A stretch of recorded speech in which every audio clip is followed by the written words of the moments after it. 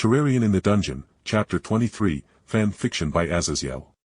Please subscribe to this YouTube channel for listening and patreon.com/Azazyel to read all of his stories. Seshat, you there? I yelled out as I hefted Belle into my arms in a better position now that I wasn't holding my magic mirror before laying Belle onto one of the beds, so I wasn't moving them anymore and so they could finally get some rest. I faintly heard something in the distance, so I quickly made my way through the building and found Seshat working under some dungeon crystal lights to create some decorations for the interior of the large empty tower I had created. "What's up, Jake? You look like the world is about to collapse or something," she asked with her head cocking to the side in confusion. For a moment I considered if that was really the case, but then remembered even in the damn memo game and other stuff Belle never really saved the world or anything. He just got pulled into a bunch of shenanigans that had little to no real consequences to the greater world outside of Orario. Nor were there real threats to the world outside of Orario other than the one-eyed black dragon, but that monster would only burn down some villages every once in a while, before flying back to the uninhabitable Dragon Mountains in the far north of the continent. So, I saved Hestia's newest Familia member and had to bring them to rest here as Alan and Otter of the Freya Familia were fighting one another on the upper floors and could very well call a juggernaut on us with the damage they were causing. I started off and Seshat's face twisted at the knowledge that Alan and Otter were going hard on one another in the dungeon, as should they kill one another that will severely weaken the Freya Familia either way if any of them dies. Seshat threw down her carving tool and covered her face as she dragged her fingers down her face as gave me a side eye.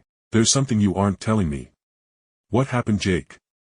Seshat asked dryly, and I wryly scratched my head. Yeah. Well, you remember that super expensive gender-bending potion I made to threaten Ishtar with forcing her to drink if she became a problem? Well, Belle had lost an entire lung on an aberrant Minotaur's landform weapon and was currently drowning in their blood, and none of my potions could save their life, so I used a gender-bender potion to basically reset their body into a perfect condition. Just, with tits, I said as Seshat looked at me like I was a dead man walking. "Hestia is either going to love you for saving her beloved Familia member or she is going to hate you for ruining her crush on that pure soul," Seshat spoke as she shook her head, and I shrugged my shoulders. I literally had no other choice. Either Belle died there, or they got tits. There was literally no other ending to the scenario, as it would take me too long to teleport back here and run to Mayak or Dien Chet's store for them to try to heal him. I responded wryly and Seshat nodded in understanding after a moment before she got a weird look on her face.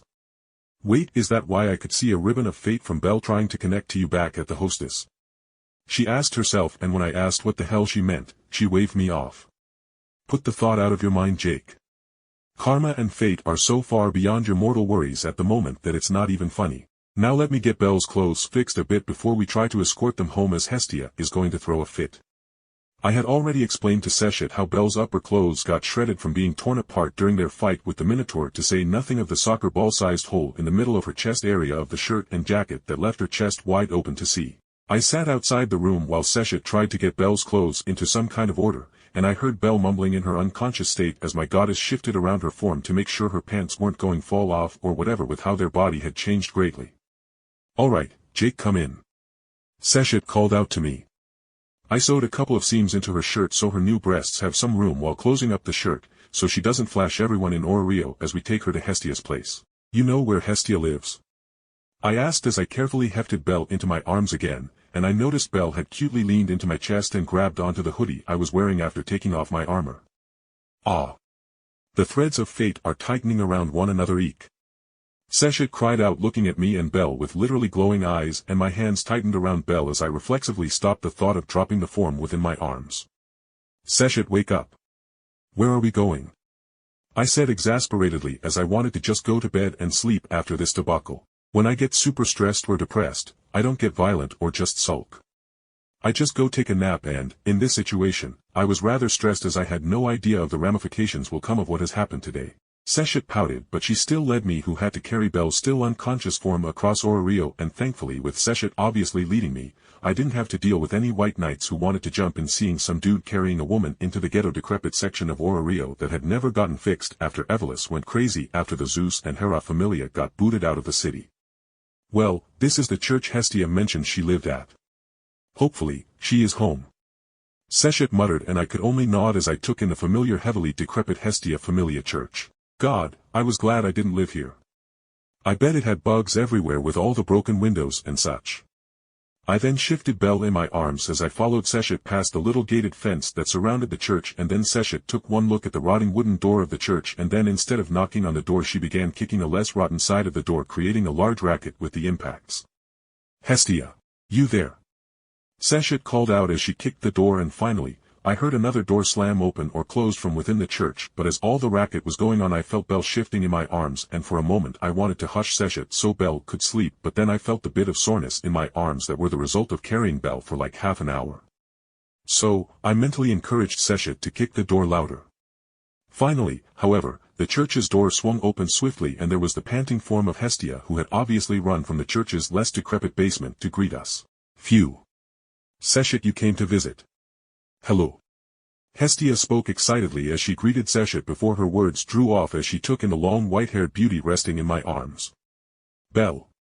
Hestia's scream instinctively made Belle jerk and thrash awake in my arms, and with a loud ripping noise as the Belle almost fell out of my arms she had shrugged her shoulders too far and the stitches Seshat put into her shirt to keep it together gave up the ghost.